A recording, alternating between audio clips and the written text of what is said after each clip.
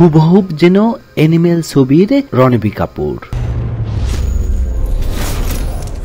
তুফানের টিজার প্রকাশ আসতেই ট্রোলের মুখে বাংলাদেশের বাদশা সাকিব খান।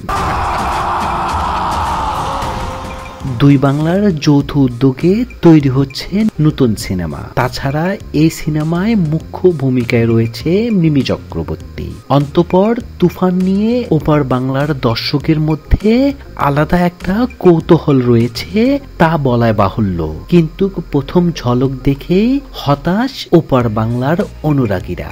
নেটপাড়ায় একাংশের কথা, এটা তো সস্তা অ্যানিমেল, আর এর ব্যত্যয় ঘটিলে।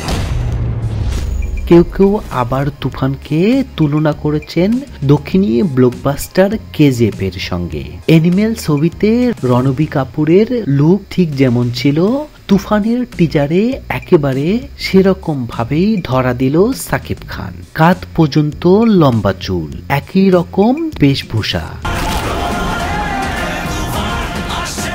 শুধু তাই নয়, টিজারে তুফানের অ্যাকশন দৃশ্যের যে ঝলক ধরা পড়ল সেগুলোর সঙ্গেও রণবীরের ব্লকবাস্টার সিনেমা সাদৃশ্য পেল দর্শকরা। তুফানি ঝলকে একেবারে শেষ প্রান্তে নজর কাড়লেন চঞ্চল চৌধুরী। তুফান, খুব ভয় পাইছি রে।